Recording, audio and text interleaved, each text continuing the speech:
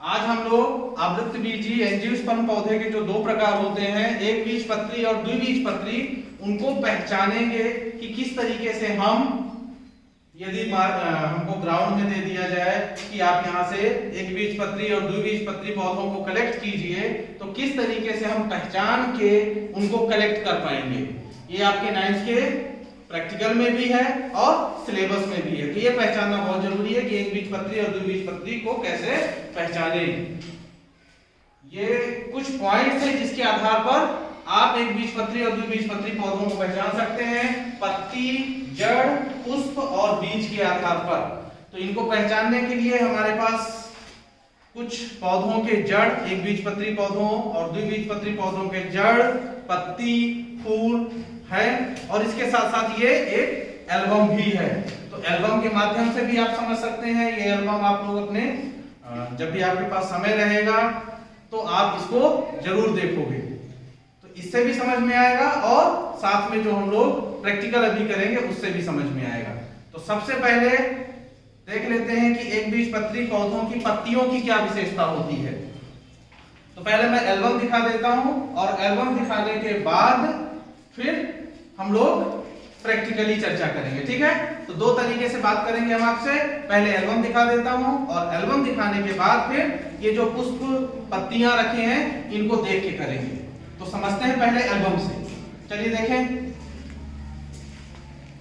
सबसे पहले देखिए ये इस तरीके से ये एल्बम है। आवृतबीजी पौधे क्या कहलाते हैं? वो पौधे जिनमें बीज फलों के अंदर बंद रहते हैं और इनमें पुष्प लगते हैं, ये कहलाते हैं आवृतबीजी पौधे। ये एल्बम से क्लियर है। अब आवृतबीजी जो पौधे हैं उनके दो प्रकार हैं। कौन कौन से प्रकार हैं देखते हैं। पहला है एक बीजपत्री, दूसरा है द्विबीजपत्री। अब एक बीजपत्री पौधों की पत्तियों की विशेषता देखिए, फोटो में बहुत अच्छे से क्लियर दिख रहा है। एक बीजपत्री पौधों की विशेषता क्या होती है? इनमें समानांतर सिरा विन्यास पाया जाता है। ये देखिए पत्ती में ये कैसा है? समानांतर सिरा विन्यास है। इनमें समानांतर सिरा विन्यास है।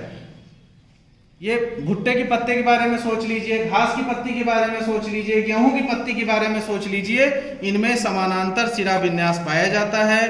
पत्तियां लंबी और पतली होती हैं। ये देखिए इनमें यहाँ इनकी विशेषताएं भी लिखी हैं। पत्तियां लंबी और पतली होती हैं। तो ये एक बीजपत्री पत्तियों की विशेषता हो गई। अब इसमें हम ले लेंगे क्या? घास ले लेंगे, गेहूं ले लेंगे, इनकी पत्तियों को देखेंगे। अभी इसको हम डिटेल से देखेंगे। अब आगे इनको समझते जाइए, उसके बाद फिर प्रैक्टिकल करके देखना है हमें। एक बीजपत्री पुष्प की विशेषता देखिए। तो एक बीजपत्री पुष्प में जो पंखुड़ी होती हैं, पंखुड़ियों को हमको काउंट करना है। किसको काउंट करना है? पंखुड़ियों को काउंट करना है। तो पंखुड़ियों की संख्या कितनी होती है? 3 या 3 के गुणांक में होती है। क्या?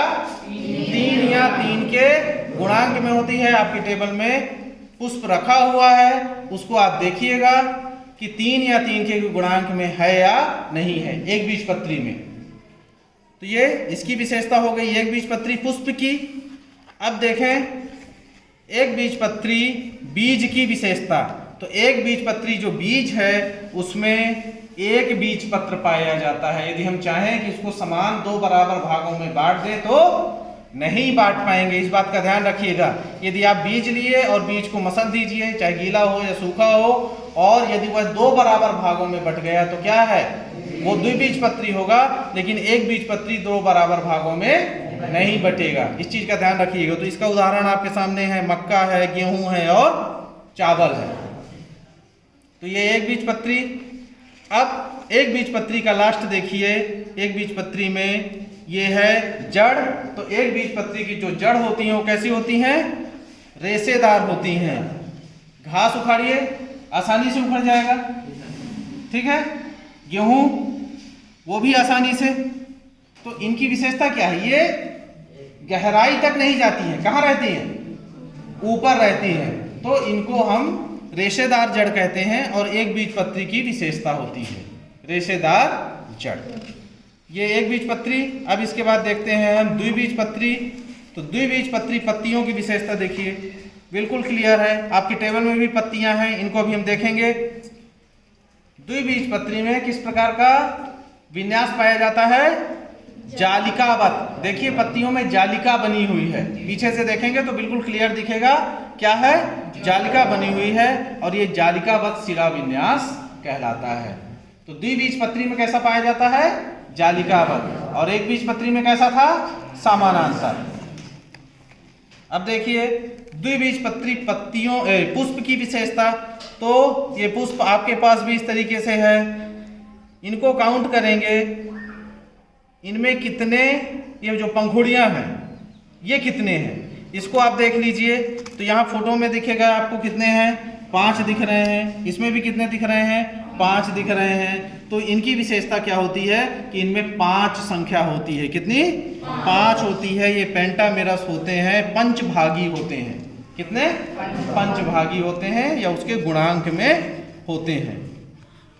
अब आगे देखें द्विबीजपत्री बीज की विशेषता। तो द्विबीजपत्री बहुत सरल, आप इसको 2 बराबर भागों में बांट सकते हैं। 2 बराबर भागों में बट गया तो क्या है, द्विबीजपत्री है, और 2 बराबर भागों में नहीं बटा तो एक बीजपत्री है। उदाहरण देख लो, मूंगफली आप बांट सकते हो, बादाम है, दाल जितनी है वो सब द्विबीजपत्री हैं। तो इस एल्बम के माध्यम से आप बहुत आसानी से इसको समझ सकते हो। ये पूरा कॉन्सेप्ट आपका क्लियर हो जाएगा। अब द्विबीजपत्री की जड़ देख लीजिए, जड़ की क्या विशेषता है। तो जड़ में आप देखेंगे कि जो द्विबीजपत्री है उसका जड़ मूसला जड़ कहलाता है, टैप रूट कहलाता है। मूसला जड़ मतलब इसमें एक मुख्य जड़ होती है और बाकी क्या होती हैं, छोटी छोटी उससे निकलती हैं, तो वो द्वितीयक और तृतीयक जड़ें कहलाती हैं। एक मुख्य जड़ आपको इसमें दिखाई देगी, मतलब आप इसको क्या करोगे, पहचान जाओगे कि एक मुख्य जड़ है ये। तो ये एल्बम आप देखोगे, ये बाद में देख लेना, इससे अभी मैं समझा दिया हूं। और अब बात कर लेता हूं कि किस तरीके से आप प्रैक्टिकली इसको समझ पाओगे। सबसे पहले पत्ती ले लेते हैं, एक बीजपत्री की पत्ती है ये, देखो आपके पास है। एक बीजपत्री में क्या करना है हमें, ये देख लीजिए, एक बीजपत्री जो पत्तियां हैं वो कैसा शिरा विन्यास है, समानांतर शिरा विन्यास है। किस तरीके का, समानांतर शिरा विन्यास है। देखो एक बीजपत्री में गेहूं की पत्ती है, घास की पत्ती है आपके पास, तो इनको देखिए अच्छे से, ये है समानांतर शिरा विन्यास।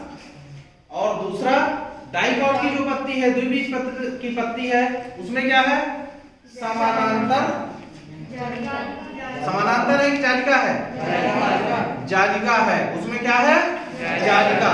तो समानांतर इस तरीके का देख लो, मान लो ये पत्ती है कोई, तो इस तरीके से संरचना होती है, ये समानांतर, यहाँ ये देखो, और ये क्या है, जालिकावत है।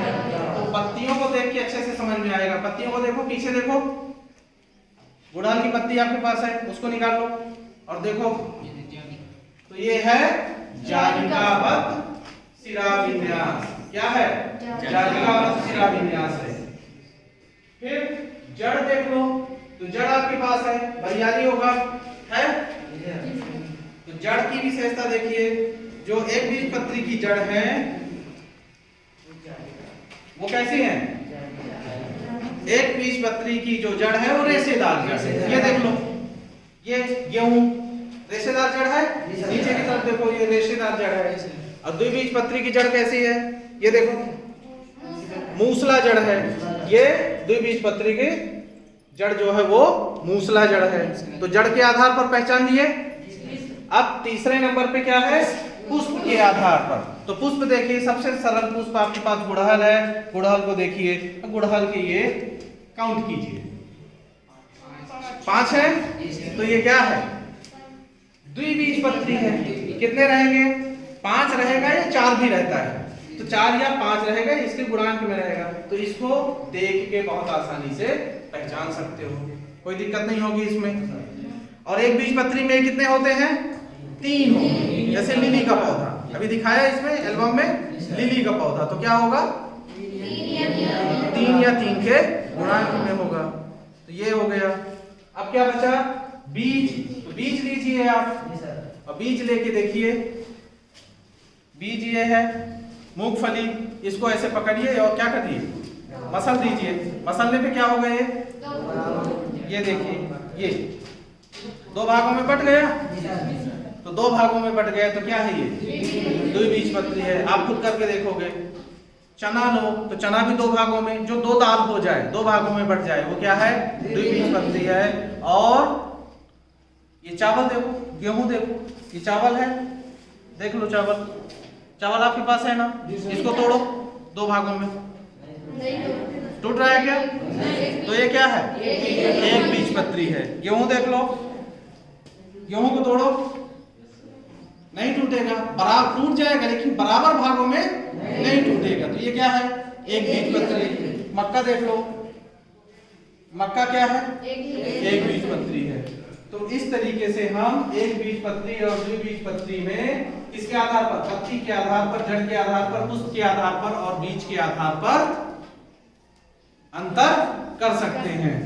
अब आप लोग एल्बम लेंगे, एल्बम से भी देखेंगे और आपके पास जो पुष्प, पत्ती, जड़ ये सब रखा हुआ है इसके आधार पर पहचानेंगे और इसका चित्र आपको अपनी कॉपी में बनाना है। जड़ का चित्र बनाना है, पत्ती का बनाना है, और जड़ है, पत्ती है, पुष्प है और बीज है, सभी का चित्र बनाना है और एक बीजपत्री द्विबीजपत्री में अंतर करना है।